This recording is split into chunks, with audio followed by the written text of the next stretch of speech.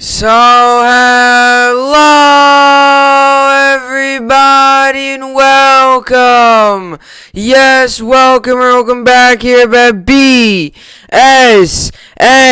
Network. Kaduki back here, BSN Network. This is the BSN Network podcast here today. It is Thursday, May 6th. Hopefully everybody's having a day so far and had a good rest of their day yesterday. It is in fact Thursday, May 6th here today.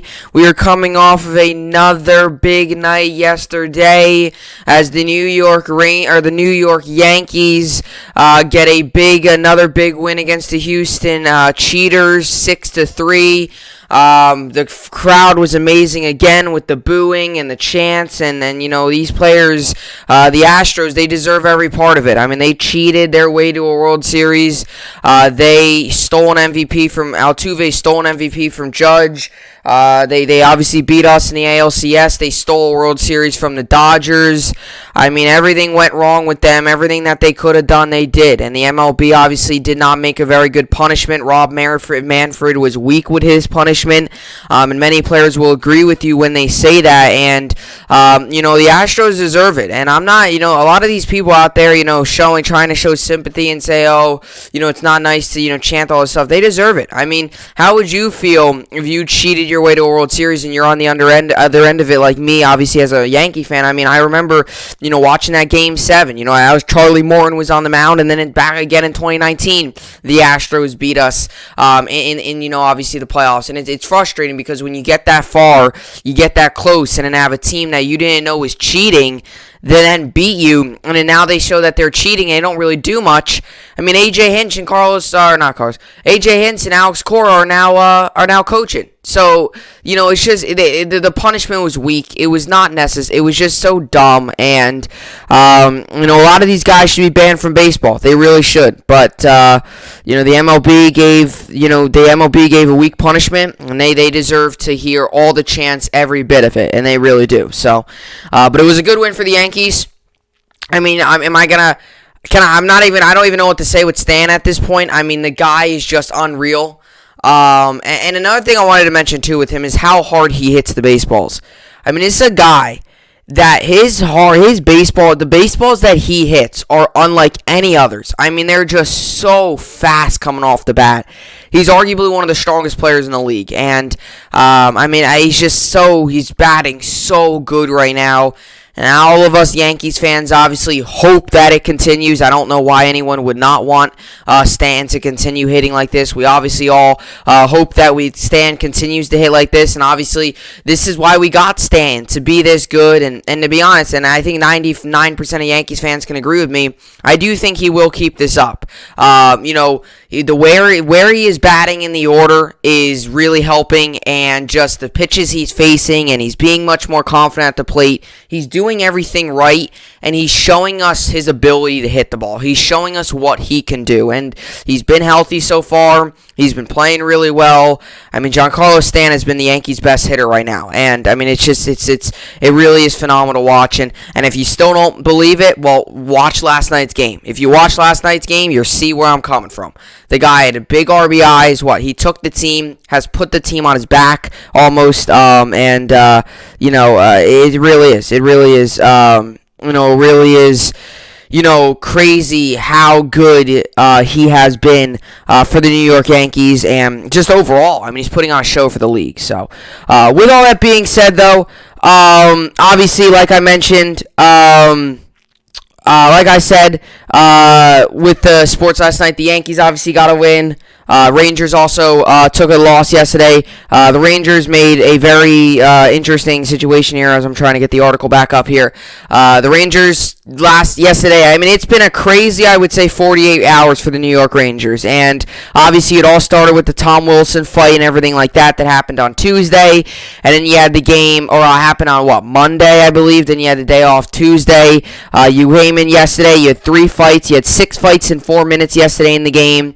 And then the Rangers Rangers also fired their GM and team president yesterday randomly. I mean, just out of the blue, fire their team president. It was the most unexpected thing ever. And obviously, it is just crazy what they did. So the Rangers took a loss last night. Yankees got a win. Today, Yankees play. They got a day game today. Hopefully, we go for the sweep. They got a day game today. We got a Rangers game, second half of back-to-back. Nets play today. Mets actually play also. They also have a day game. So a lot of baseball, a lot of sports, and obviously, hopefully, the Yankees, Nets, and Rangers all get a win. Obviously, the Rangers, it doesn't mean much, and I'm going to talk about what they did because I don't know what they're doing. And obviously, but it would still be nice to see them finish off the season off strong. So that's what's on top for today. But let's get into the topics for today's podcast. Like I mentioned, the Rangers fired their GM, and obviously they fired their GM and their team president. So they fired John Davison and Jeff Gordon, who are two guys that have been with the team for a very long time now. Two guys that have really helped rebuild this team. Two guys that have been a big part of this rebuild and really took this team, obviously, from a lot of veterans and not really going anywhere, and took this team and turned it into a competitive hockey team. And we're obviously still kind of going through a minor rebuild, but it's not even like we're going through a massive rebuild. We're still a competitive team, and I don't know why in the world we fired them. I am still so confused. I'm still so lost. But Chris Drury is named the president and team GM, so I'm really confused on why we fired them, and I just don't get the thought process behind it. I really don't, and I mean, we're still trying to figure out why they did that, so I'm going to get into that, get into how it affects our offseason, because I'll tell you what, it's going to affect our offseason big time. And it's crazy what has happened to the New York Rangers. Last week, we were talking about a team that was 2 points out of a playoff spot.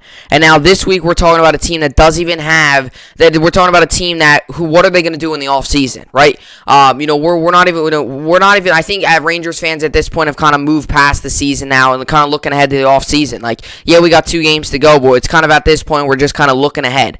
I want to see what we do in the offseason, because this move yesterday creates a ton of scenarios that could happen in the offseason. So I'll get into this move. Then Francisco Lindor, his struggles continue. The guy's just not hitting well. He doesn't look good. He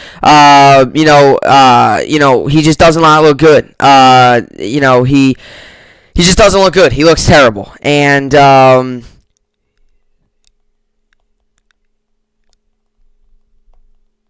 all right, sorry, I just had to get another article up here. So obviously, Francisco Lindor has not hit well. He has not hit well at all. He's looked terrible. He has not looked like the guy that the Mets have wanted him to, and I touched upon this a couple days ago with the Mets. I actually think I touched upon it on Tuesday. So I touched upon it on Tuesday about the Mets and about their whole situation. I touched a little bit on Lindor, but I really wanted to talk about today about Lindor and his struggles, because again, yesterday, he did not have a good game. They ended up taking him out of the lineup for the second game of the doubleheader, and it was just the guy getting paid all this money. He's just not contributing. He's not doing well, and he's not hitting well. And the Mets overall as a whole aren't hitting well. So I wanted to get into that. And we'll finish off the podcast with the New York sports update. Like I mentioned, Nets play today, Rangers play today, Yankees and Mets both have day games. They literally go start at the same time, so that's going to be fun to watch. I'm excited to see that Yankees game. Hoping that Cole dominates. That should be good. I think he will. I think Cole will dominate. I do think Cole will dominate. I think he'll do good, and I think he's gonna have a little bit of extra, adrenaline going against his former team and all that stuff. And I think he's going to have a little bit of extra adrenaline. He's going to have a little bit extra, I feel like, force. He's just going to be going out there. He's going to be dialed in. He's just going to want to nail down his old team. And I know some people always ask, if Cole's still friends with some of those guys on the team. He might be, but I was kind of thinking that, I was kind of thinking the same thing. I was thinking kind of about this. I was kind of thinking yesterday, he kind of left there on not great terms, so you wonder how him and the organization are now. He kind of left there on not great terms, obviously, after the final game of their playoff. When he left there, it was that odd situation where, obviously after they lost, in the World Series, he had his agent's hat on and the agent's shirt. It didn't end in great terms there. So I don't really know if he's still close with many people in the organization.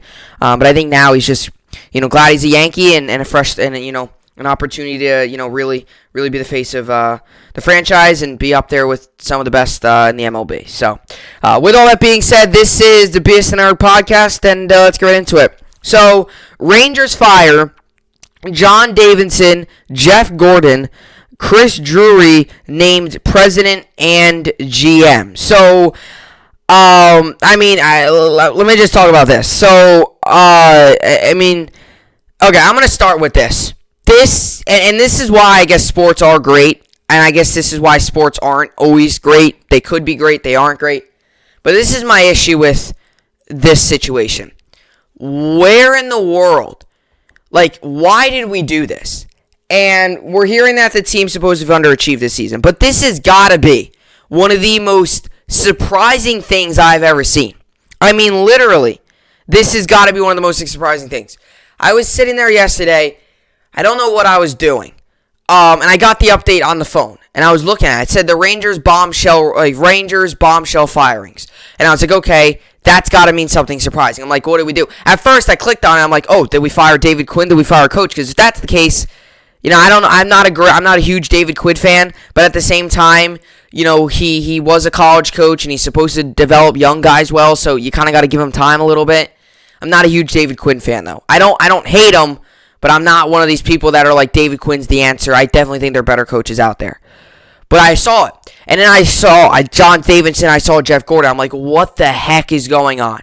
And sure enough, everyone, all the apps release it. It's funny because you get the first app, then all the next 50 apps I have all release it. And I'm like, wow. I'm just sitting there like, wow, we really fired our GM and our president for no reason. Literally no reason at all. And I don't think anyone saw this coming.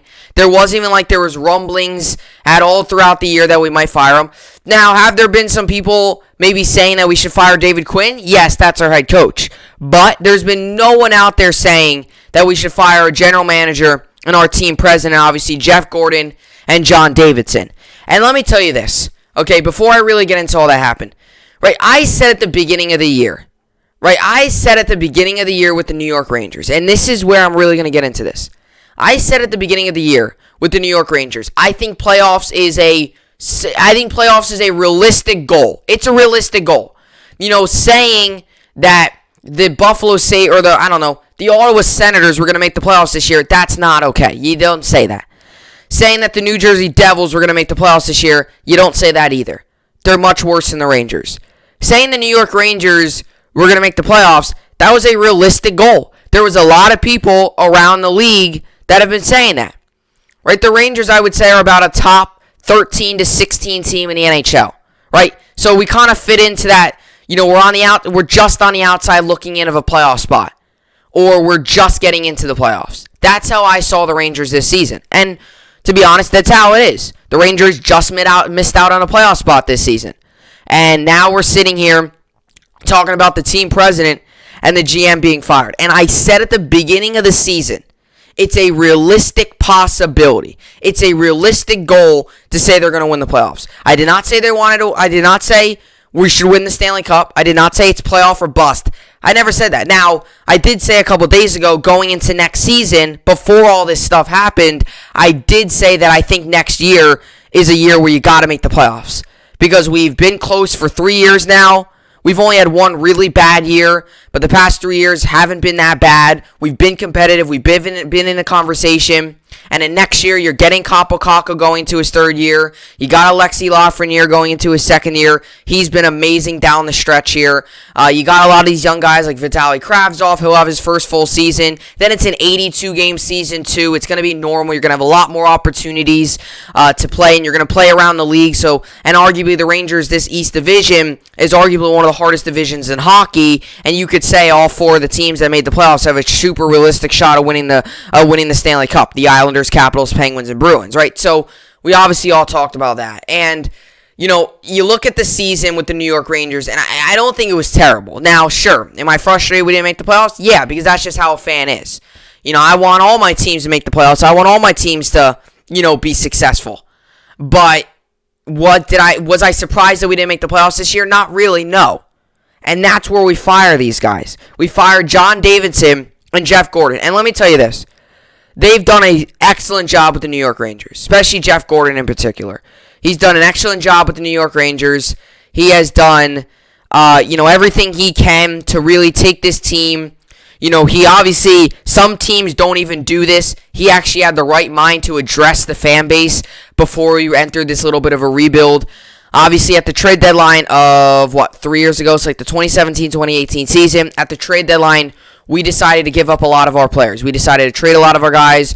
Not even just trade them. It was more so we just decided to, we decided to not be one of those heavy buyers at the trade deadline to go all out for a Stanley Cup and to go all out for the playoffs. We ended up deciding to, just halt that, stop that, and, step back a little bit and decide on what we wanted our future to look like. And we kind of, we realized, the position that they were in now, and we recognized it perfectly. And that's how you make a successful rebuild. And I would say so far, the Rangers rebuild has gone amazing. We have not been terrible. We've been competitive. We're just a piece or two away from really being a true contender and a playoff team. And I thought this rebuild has been amazing. And I noticed over the past couple years of me watching this team, yes, I know this is not a Stanley Cup team, but while watching this team, it's not like I'm watching terrible, and it's not like I'm watching atrociousness. It's not like I'm watching an atrocious hockey team every night. I'm watching a team that's competitive. I'm watching a young team that's hungry for talent, that's hungry for learning. I'm watching a team that's growing together, learning together, succeeding together. That's what I'm watching. And I know some of these other teams, when they're going through rebuilds, you're sitting there like, what am I watching? This is ugly, and I haven't noticed that with the Rangers, and that's why I'm so surprised that we did this. And saying that we underachieved this season was just you can't say that. That's not fair, because this is a young team. We've had the top 2 picks the past 2 seasons. We had the first overall pick this year, which is where we took Lafreniere, and we had the second overall pick last year, which is where we took Kaapo Kakko. Right? You can't expect this team to win a Stanley Cup to make the playoffs. I don't know how we underachieved this season. And if you look at our numbers too, we have 58 points this season. If you go around to the other divisions, we're in the playoffs in most of those other divisions, or we're at least still competing for a playoff spot. And I'm not going to sit here and complain, but it's the truth. It is the truth. If we were in any other division outside of the East Division, we would still have meaningful games to play down the stretch. And, now how do we match up against those other teams? I don't know. If we were in the division with all the Canada teams, I don't know how we match up against the Canadians. I don't know how we match up against the Maple Leafs. I don't know. You got to watch that unfold. But I thought this season, we had a season full of highs. I thought we had a lot of good stuff happen this season. And I also thought there was some lows and there was some bad stuff this season. There was definitely a couple moments this season where we did not look good. And there was a couple moments, especially early on, where, this was a team that looked like they were making zero progress. It didn't look like Kaapo Kakko was making any progress. And Lafreniere looked lost early in the year, right? We had a lot of that stuff. Keandre Miller, his first game, he didn't know what he was doing. He looked lost. Keandre Miller had an amazing year this year. Adam Fox had a great year. Right? Lafreniere, Kaapo Kakko, those are like the 4 young core. That's the future of this team. And Gordon and John Davidson, they were the guys who got those guys here. So it's surprising that we fired them. Now, why we fired them? They said we underachieved. But you would think that this was a team that's never really had a solidified playoff spot. If I'm not mistaken, I don't think the Rangers were actually ever in the playoffs. I think this whole season we've been on the outside looking in. I know for a little bit there we were battling with the Flyers, and I know there was a moment there where we were tied with the Flyers, I think, or up there, and then the Flyers dropped, and then the Rangers ended up taking over. I mean, you talk about a Rangers team, too, this season that had a couple really big nights. We had the 9-goal night, then we had an 8-goal night, then I believe we had a 6-7-goal night. It's a team that's had a couple big outbursts this season, too. It's just surprising. And what made them fire them? Obviously, the underachieving, like I've said 5 million times already, but I mean, you could go, if you want to go back and pinpoint a certain game, I guess you could say that Islanders game where we were terrible, and I got to admit, I was watching that game, and I was And that looked like a team that didn't know what they were doing. The Islanders, about a week ago when we lost 6-1 and we fell flat on our face, we got off beating the Sabres twice. We got back into striking distance. We got back to 2 points out from a playoff spot, and we lost 2 against them, the Islanders, and then most recently we've lost 2 against the Capitals here, and now we play against the Bruins tonight. So you got to look at it as, in big games, in the big meaningful games, this team didn't come through. And, maybe, Dolan, who I can't stand, thought that, it was best to get rid of these guys. It just doesn't make sense to me why they got rid of them. They've done, and everyone's going to talk about the roster we got. Well, Gordon and Davidson, they got these guys here. They were the reason we got Panarin. They, Zibanejad, has been great with us. And that's another thing, too. You not even look at the young core they brought in with Lafreniere, Kakko, Morgan Barron yesterday scored his first NHL goal. And then you got Lafreniere and Kakko and Adam Fox, who has had a great year in his second season, very well could win the Norris Trophy. And then you go out and get the big signings like Artemi Panarin, Shesterkin this season for the Rangers. Obviously, our young, up-and-coming rising goaltender has had an amazing year this year, right? And that's what I've been wanting to say. We've got such a young core, and I hope that Chris Drury and this new staff don't ruin that, because Jeff Gordon and John Davidson, they built this young core, and they were going to stick with it. And I know some people might want to be quick to say, oh, I want a win-now type team. I understand that, but we have such a young core. We have arguably the best young core in the NHL with our young stars on this team. And, Adam Fox goes into his third year next year. Kakko will go into his third year. Lafreniere will go into his second year. All of a sudden now, these guys are getting, older, learning more, and this young core is finally turning into what we expect them. And a lot of people talk about a year 3 jump, and hopefully we see that next season out of a lot of these young guys. And you got, Vitaly Kravtsov, who has had a very good start. His first game, he was making an impact. His first game with the team, he was making an impact. He came in, mid to late of the season. He came in against the Buffalo Sabres that one game as his first game. And obviously, next season will be his, I guess you can kind of say first full season, but like second season in a way. So he's going to grow. But like Jeff Gordon and John Davidson, one thing I really liked about them is they were sticking with the young core. And the one thing I'm nervous about with Drury is I have an odd feeling we might go out this season and really make a big push at a lot of big-name guys. And not that that's bad, but I don't want to give up everything. If we're going to go out and get Eichel, I would imagine Kakko's got to be in that deal, and I don't know how I feel like that. I feel about that. Yes, Kakko hasn't loaded up the stat sheet. Yes, I understand that, but this season he's had a lot more better reads, plays. He's played the game a lot more smart this season. Him passing a puck to a teammate, that doesn't go down in the stat sheet. He's had a lot more smart reads, a lot more better plays, getting back on defense. He's grown this season a lot. And I don't know if I want to give up a guy like him. And I could see all that Davidson and Gorton built. I'm just a little worried Drury and them are just going to knock it all down and go, oh, we want a win now type team. I don't know how I feel about that. If I disagree with the move. I disagree. Now, do I hope that Drury and these other guys, help this team get to our ultimate goal? Yes. But I disagree with the move. And you're saying we underachieved this season when, even Davidson and Gordon said at the beginning of the year, they believed that playoffs was a realistic, possibility and expectation. But that doesn't mean that it's playoff or bust. Underachieving is like, if the Rangers, underachieving, for example, is I don't know, what's a team out there that's solid, but not like the Lightning where they wouldn't make it. The Nets, for example. If we don't win the NBA Finals, that's way underachieving. But the Rangers, it's not like this was a team that needed to make the playoffs. No.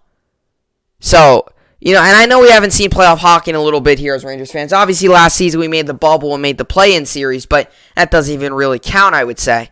I understand that, but they had such a solid young core. We were headed right into the right direction. And now I feel like there's a little bit of it's kind of just a waiting game now. And I don't know how I don't want to say this is, I don't want to sit here and say how bad Drury and them are going to be, because I don't really know too much about them. And to be honest, I know who they are. Obviously, they've been in Rangers as an organization and stuff, but I don't know what they're going to do with the team.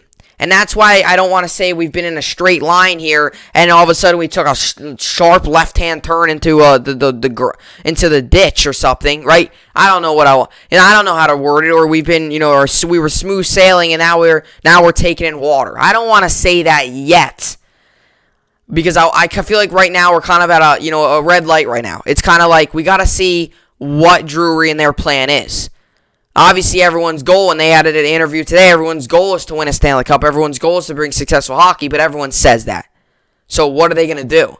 Are they going to be more money spenders? Are going to use our cap space this season and really spend? Jack Eichel, a guy who the NFL or the NHL, a lot of teams are going to look at, because I think the Sabres would definitely be willing to trade him, or the Rangers going to go all out on him.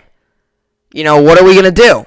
I feel like right now we're kind of a little bit of a stoppage in the road. It's kind of like we're at a red light, but we're almost like we got to see what happens. And as much as I don't want to see the Rangers season coming to an end, I would much rather see playoff hockey. I would once these 2 games are done and we get into we get into the summer here, we'll really find out what their plan is, and we'll see how it all plays out. But Rangers fired John Davidson, Jeff Gordon, Chris Drury named president and GM. 2 days after being eliminated from playoff contention, the New York Rangers made major changes to their front office, firing President John Davidson and General Manager Jeff Gordon on Wednesday. Associate General Manager Chris Drury will take over as President and General Manager, the club announced. TSN's Darren Dreger reported Davidson and Gordon were fired because the Rangers ownership felt the team underachieved this season. The Rangers were eliminated from playoff contention with a 6-3 loss to the Washington Capitals on Monday night. Despite missing the playoffs, New York has put together a solid campaign with a 26-21-6 record. Now, that 26-21-6 record was yesterday. They lost last night. So 26-22-6 record on the season.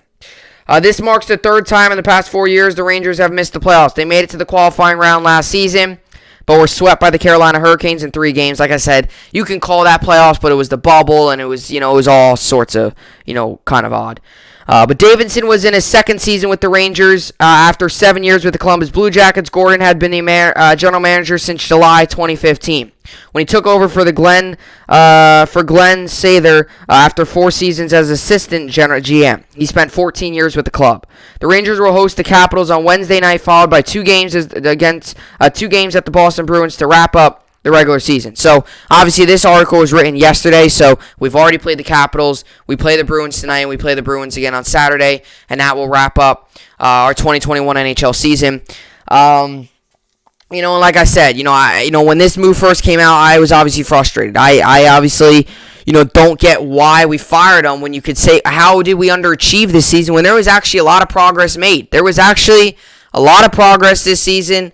I don't get how you could say we underachieved when we had a relatively, we had a competitive, successful season, and that's how I see it. And we weren't flat out terrible. Were we amazing? No. We were a team that was competitive, young team, and you also got to realize, Panarin missed 11 games or something. He plays those 11 games. Who knows what happens? Now, I'm not going to sit here and say woulda, shoulda, coulda, woulda, if there was, or, what do you think, what if, there was 82 games, what if Panarin game? I'm not going to do that. I'm not going to play the what if game. But it's the truth. It is the truth. I mean, if Panarin played and if we had more games, is there an opportunity to make the playoffs? Maybe. I'm not going to play that game, though, because we obviously didn't make it. But I thought there was a lot of guys that made progress. I mean, Adam Fox might win the Norris Trophy. I think he should. I've talked about him a ton of times. He was a rookie last season. To him to come up this year and make this much of a leap is insane. Lafreniere started off the season slow. He has been heating up really well, and he had a goal again, last night? So, there's been a lot of progress with this team. And we are, we were over the NHL 500 mark there. And, the fact that we were only 2 games out from a playoff spot, there's a lot of other rebuilding teams out there that aren't even close or just entering rebuild. We were coming out of it. We had a young core. We finally could see the future forming, and then we fire them, and it's kind of like now it's kind of like we sit here and we wait, and we wait and wait and wait. And to be honest, I don't know if anyone's job's secure on this team now. Because sometimes new GMs, they obviously like to bring in their own guys. They obviously like to make their own decisions. Now, they had an interview today, and I'm going to read some of what they said. They did say that they, like where they're headed. They like the team they have, but, they could also just be saying that. So obviously, let's see here. So Glenn Slather, obviously, and Chris Drury will be the guys now. So let's see here. All right. So one thing I will say about Chris Drury, and sometimes guys do this. Obviously Chris Drury grew up a Rangers fan, and he grew up a Rangers fan, and he grew up in Connecticut, and was always watched the games, and he even mentioned going to the Rangers games and watching all of them and stuff like that. So in a way, I guess that's a little bit promising, and I've always been a fan of that. Now, he can know nothing about hockey and be a Rangers fan, but, obviously it doesn't matter if he's a Rangers fan or not, but, sometimes players, and you see this too with plenty of players, and you see it's actually pretty cool when someone's liked the team their whole life, dating back to when they were really young to, now, obviously with Drury being the, being the main guy there, with the Rangers organization, obviously, one of the big things is, one of the big things, I think it's pretty cool to see, you grow up, and then you get there, and then, now I feel like it's, might give him a little bit more, passion, to really try to get this thing steered and right. So this is what Chris Drury said, obviously the new GM of the Rangers. Chris Drury, I really believe in what we've accomplished since the letter. We have a lot of good pieces, and it's an exciting time for the organization. When the season ends, we're going to take a look at everything and see if we can take the next step and make ourselves a playoff team. I don't think we're that far off from a playoff team. I really don't think we're that far. Glenn Slather said this about last night's game. I was proud of the way they reached. They all stuck together. They worked hard. They defended each other. And that's the end team. Blah, blah, blah. All that stuff. And then this is what Drury also finished off saying. I just wanted to say thank you to Jim Dolan for this opportunity. I grew up a Rangers fan in Connecticut, and it was a lifelong dream to be able to play for the New York Rangers. To all the Rangers fans out there, I take this very, very, very seriously, and my goal is to bring a cup to MSG, period. So, obviously he said that, and, that obviously makes everyone happy, that his goal here is, he's taking this seriously. His goal is to bring in a Stanley Cup here. But, it's just still very confusing. What are they going to do to this team? I don't know. I can't answer that question for you. I can't. What are they going to do with this team? I can't.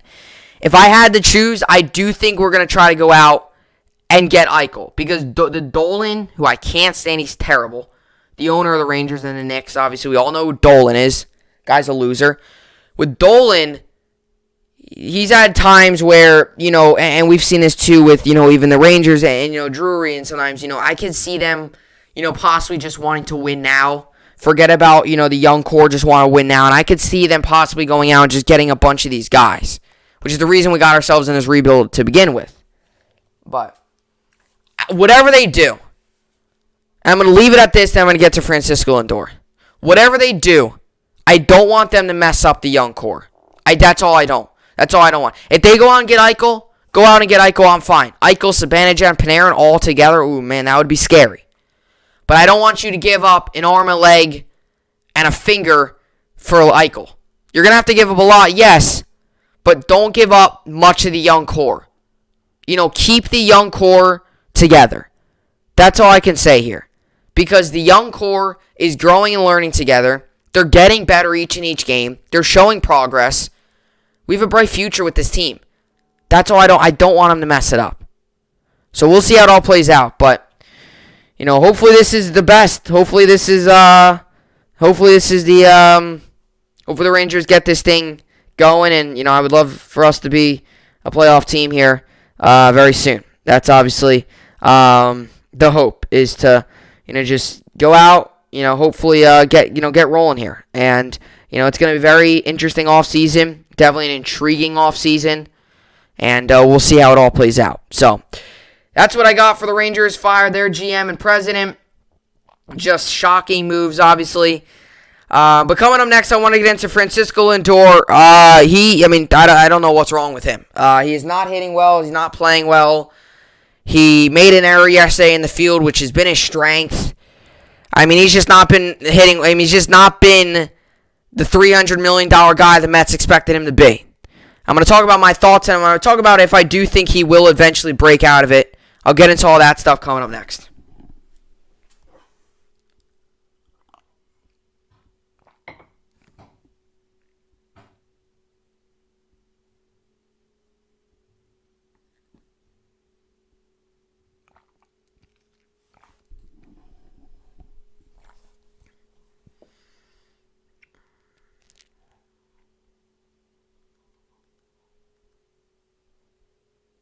Alrighty, so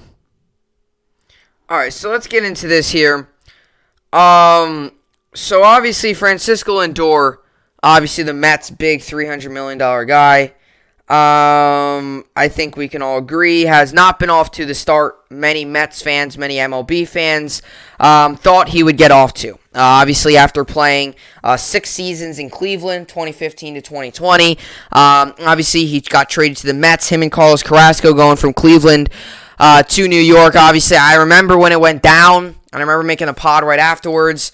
We all thought he was going to turn into the face of the Mets. He was going to turn into, this big guy, and right now he has not looked anything like it.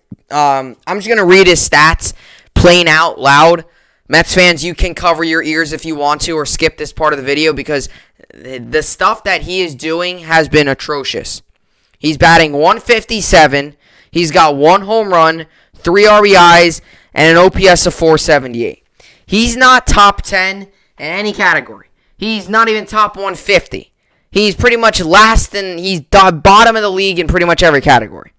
And something that sticks out to me for about Francisco Lindor is the average, the batting average. Because this is a guy throughout his career, and this is when you know something's up. This is a guy that throughout his career batting average is .282. He's a career hitter of .282, which is very solid.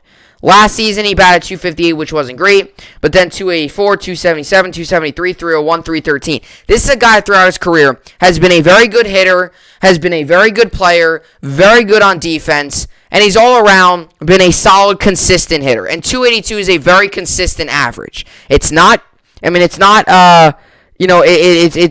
crazy. So, it's pretty crazy what he did in his career with Cleveland. As we just got breaking news now that Albert Pujols is being released by the Los Angeles Angels. And that is very surprising because he's been with the team forever now. So they are releasing Albert Pujols. So Angels are releasing Albert Pujols. Pujols is in the final year of his 10-year, $253 million contract. Wow. That's pretty crazy. But back to my point with Lindor.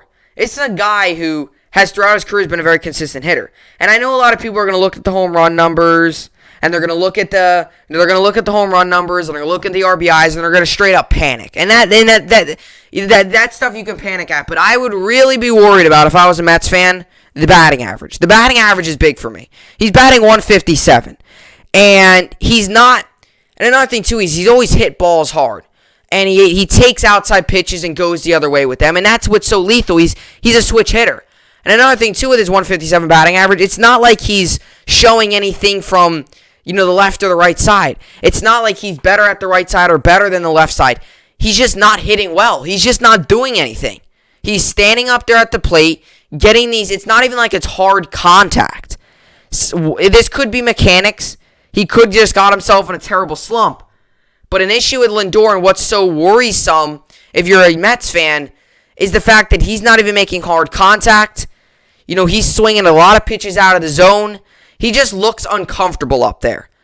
And maybe it's because the pressure. He's already gotten booed by Mets fans. The media has been all over him, especially the New York media. It's been all over him. It's been, oh, this guy can't hit. Oh, $300 million to stand up there and swing and miss at every pitch. Oh, it's a choppy ground ball to the pitcher. It's all that stuff. Or it's, oh, he can only play defense. There's been a lot of stuff around him.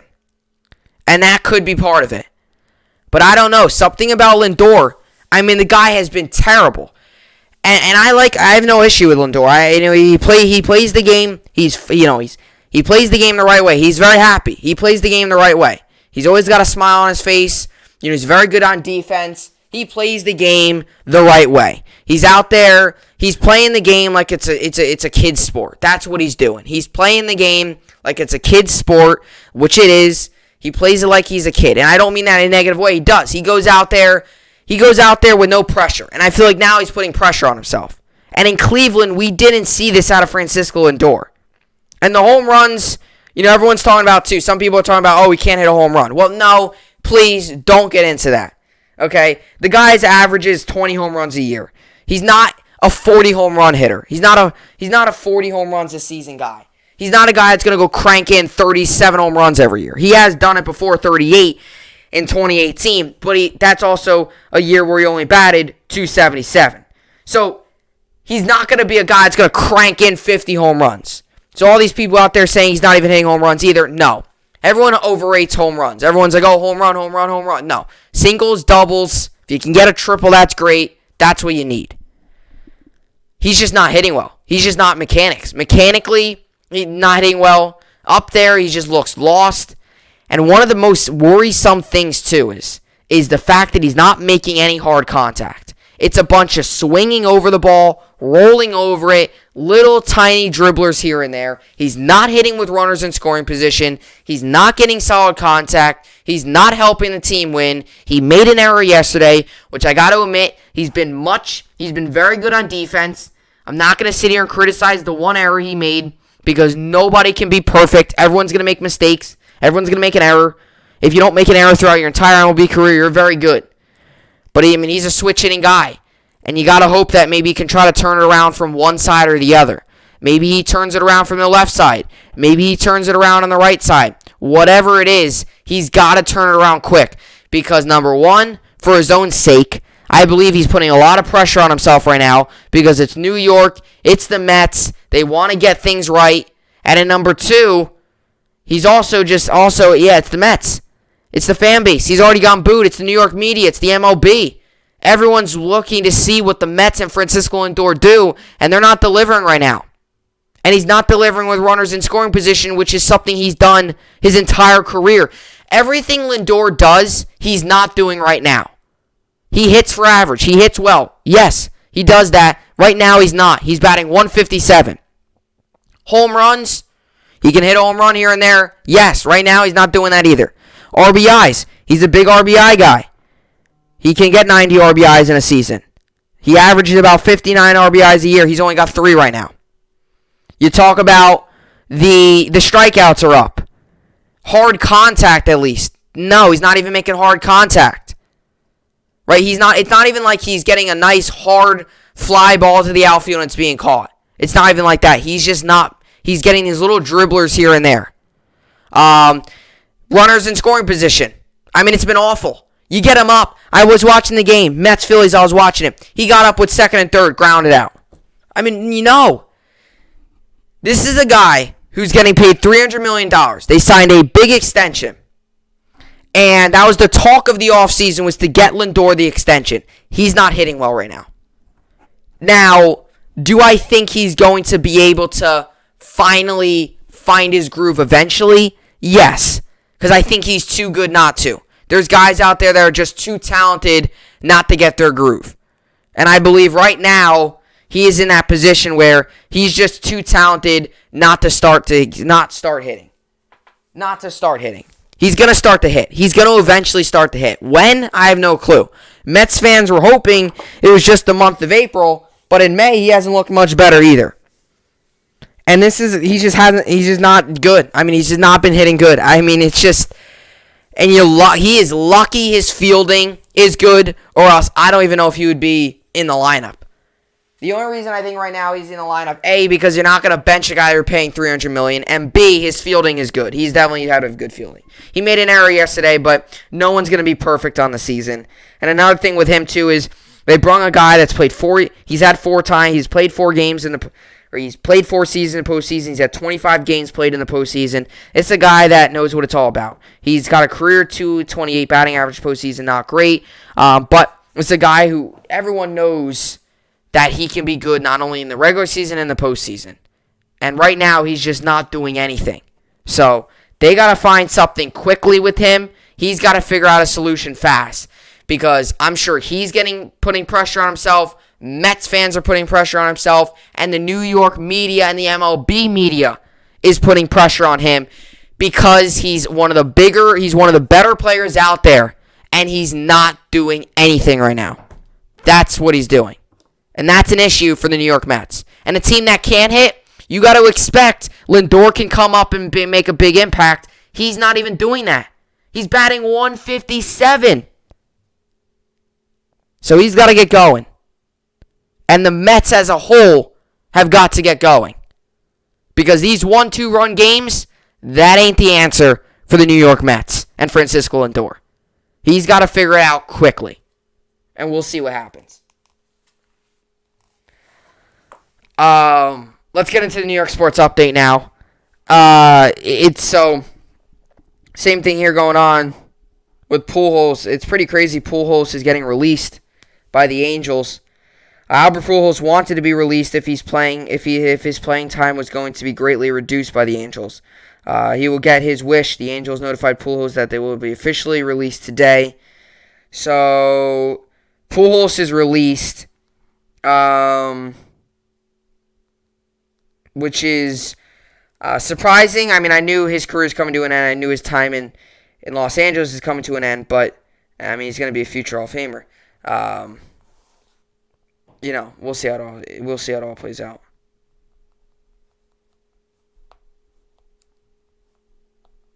We'll see how it all plays out with him. I mean, you just gotta hope that. You just gotta hope that with the, he finds another team because Pujols has been a very good player. He's been a solid player. So, so let's get into the New York sports update to finish off this podcast here.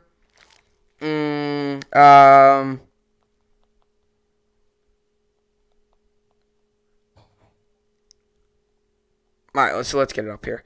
All right, so I was just reading over some of the Pujols stuff. I mean, it's not surprising because you knew he's coming to an end, but you would think he would just play out this year. Now, I can understand why they released him because he obviously asked for a release, so it's not like they just released him. I thought they just straight out released him, and that would have been confusing because, not that he's that good anymore. It's just just might as well just have him play out in his final year and just, roll with it. Now, is he going to get picked up? I have no clue. That might be it for him. So future Hall of Famer, 10 years, $253 million. Hey, talk about a contract with Lindor not living up to any of that. Pujols did, 10-year contract. This was his final year of the deal. So he's lived up to every bit of that contract. So let's get into the New York sports update and the rest of the sports and the leagues and stuff. So the Nuggets won yesterday, Jazz won, Bucks won, Grizzlies won, Kings won, 76ers won. As I accidentally press on the thing. Okay. Hawks won, Trailblazers won, and Celtics won. Bulls, Hornets, I'll give Bulls the win. Raptors, Wizards, give Raptors the win. Grizzlies, Pistons, give Grizzlies the win. Hawks, Pacers, give Hawks the win. Clippers, Lakers, give Clippers the win. And Warriors, Thunders, give Warriors the win. Nets also play today. Nets come in this game 43-23. Mavericks come in this game 37-28. Nets are 3.5-point favorites. The over-under is 234.5. This game comes to today, 7:30 p.m. Eastern Time on TNT. That's debatable. I guess if the Nets, if they could just make some stops late in games and, not, get down early, they'll get the win here. We got to see how it all plays out.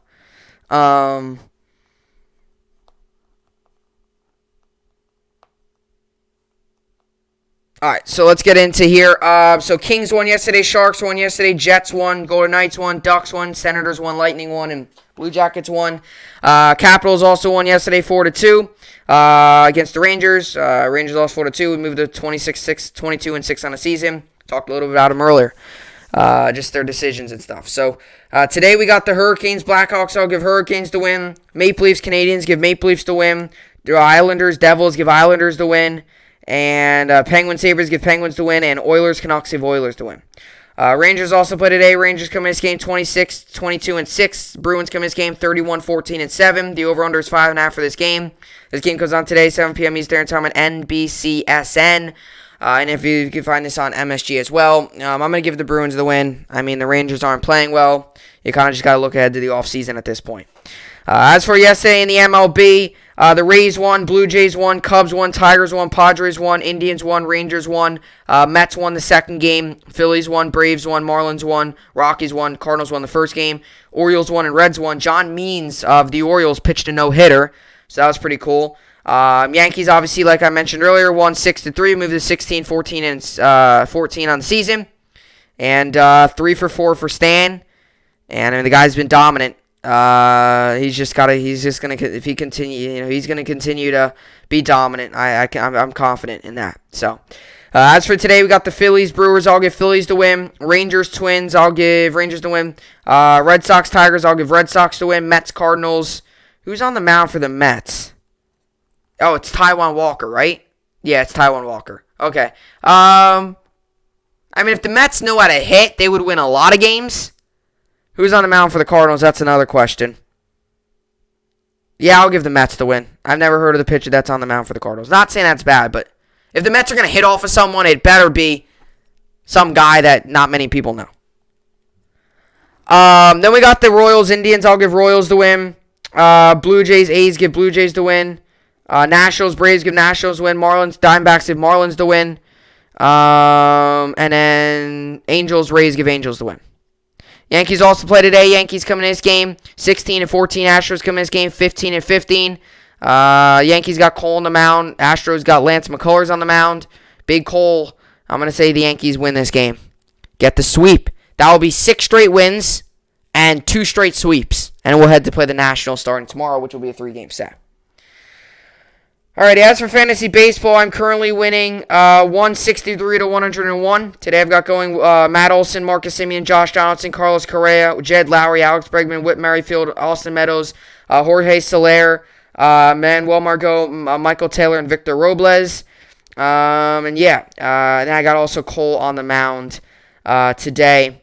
Quick update on just the injury front. Voit Nee went 2 for 3 with a double and a walk in his first game with AAA Scranton Wilkes-Barre on Tuesday, so he did well. Gene Segura, quadriceps, will begin a rehab assignment with AAA Lehigh Valley on Tuesday. Matt Gelb of The Athletic reports, so that is that situation. And Yadier Molina, same thing, same updates with him. And obviously Yelich back on the IL with an injury there, so we'll see how it all plays out with him. Hopefully he gets back soon, obviously, as he's a key part of the team. As for fantasy basketball, I'm currently winning 599-350. Today I've got going Trae Young, Bradley Beal, Jeremy Grant, Anthony Davis, Jonas Valanciunas, Kyrie Irving, Pascal Siakam, Kyle Lowry, Fred VanVleet, and Montrezl Harrell.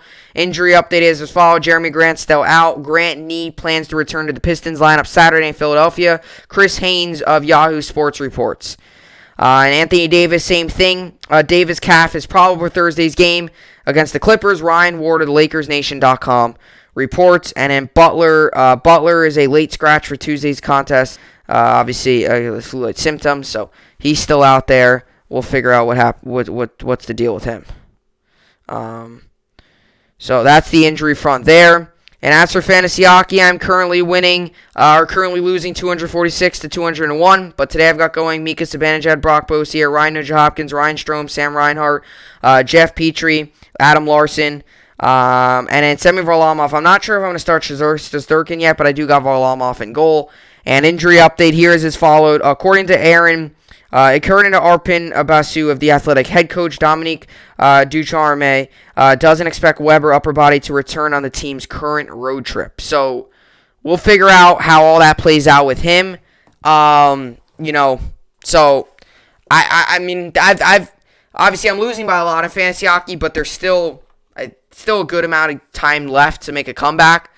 So I'm going to try to figure out something with that, whether that's just, I have one decision. It's either I drop him and I pick him up, or I just straight up drop him and leave the possibility of just claiming him right away off of waivers. That's a possibility. But it's just. He's a good player. So if I drop him, someone's going to probably pick him up in my league. So if I'm going to drop him, it's going to have to be drop him for good probably. But, I'm just trying to get the team as healthy as it can be here. And Stamkos is still on the IR. So I'm kind of in one of these situations. Like, Stamkos is still on the IR. I don't know if he's even going to return this season. So do I just place Weber on the IR, take off Stamkos, assume that Stamkos is going to be done for the season because he got put on long-term IR. Although Stamkos started skating again, but the Lightning have already clinched the playoff spot, so they might just very well just rest him for the playoffs. But that they don't usually always do that in the NHL because a lot of the players just want to go out there and play. So I'll figure it all out. But that'll do it for the podcast here today. Hopefully you all enjoyed it. It was another very good podcast in the books. With all that being said, that'll do it for the podcast here today. Hopefully you all enjoyed it. I will see you all back here tomorrow. Hope you enjoyed it, and thanks for watching.